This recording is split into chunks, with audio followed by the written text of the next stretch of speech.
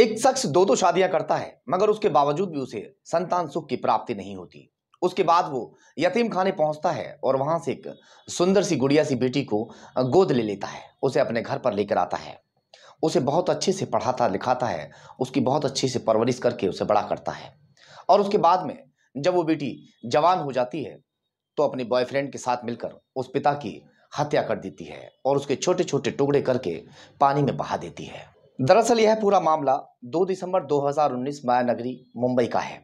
माहिम तट पर लोग सुबह सुबह टहलने के लिए निकले हुए थे कि वहां देखते हैं पानी में एक सूटकेस बहा चला रहा है।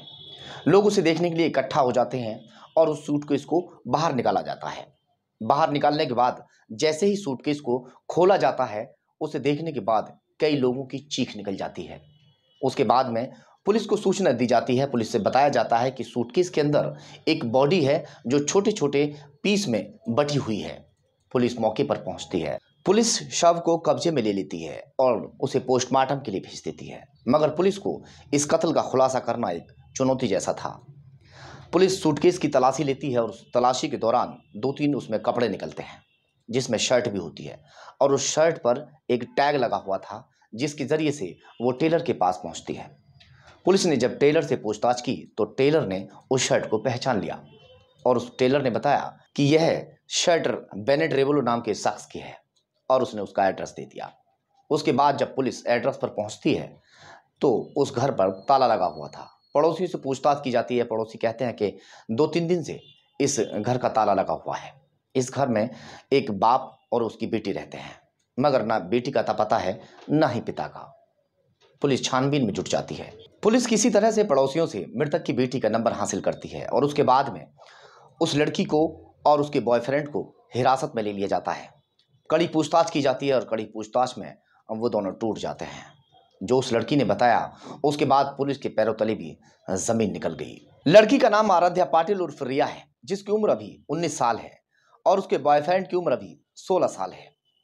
रिया ने बताया कि वो छोटी सी उसे लेकर गोद आया था और उसके बाद में अच्छे से उसने परवरिश की। जो उसका पिता था वो अपने पिता से बेपनाह प्यार करती थी, मगर पिता के नापाक मंसूबों के बारे में उसे मालूम नहीं था कि उसे पाल पोस कर वो क्यों बड़ा कर रहा है। जैसे ही वो 12 साल की उम्र में कदम रखती है तो उसके पिता ने पहली बार उसे बैड टच किया, जिसके बारे में उसे एहसास तक ना हुआ। उसके बाद में जब उसके पिता ने उसके साथ जबरन रेप किया, तब उसे एहसास हुआ कि उसके पिता ने उसके साथ बैड टच किया था और उसके बाद में उसके साथ रेप जैसी घिनौनी वारदात को अंजाम दिया। अब वो लगातार हर रात उसके साथ में रेप जैसी घिनौनी वारदात को अंजाम देता आ रहा था।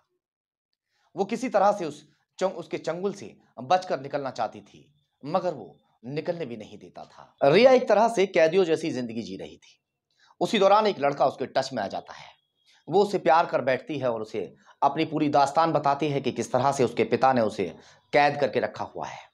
वो लड़का उसे बाहर निकालने की काफी जुगत लगाता है, मगर उसके बावजूद भी वो बाहर निकालने में असमर्थ होता है।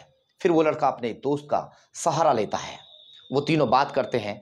जैसे ही उसका पिता बाहर निकलता था वो लड़का उससे बात करता था।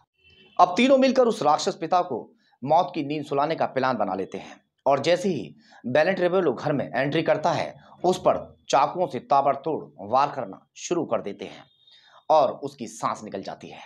उसके बाद में बारी थी उसकी लाश को ठिकाने लगाने की। लगातार 2 दिन तक बॉडी को घर में रखे हुए थे। ये समझ नहीं आ रहा था कि बॉडी को ठिकाने आखिर कैसे लगाया जाए, कहाँ इसको फेंका जाए ताकि हम लोग पकड़े न जाएं। उसके बाद में बाजार से छोटे छोटे पीस करने के लिए चापर लेकर आते हैं, सूटकेस लेकर आते हैं और तीनों रात को बैठकर उस बॉडी के छोटे छोटे पीस करते हैं।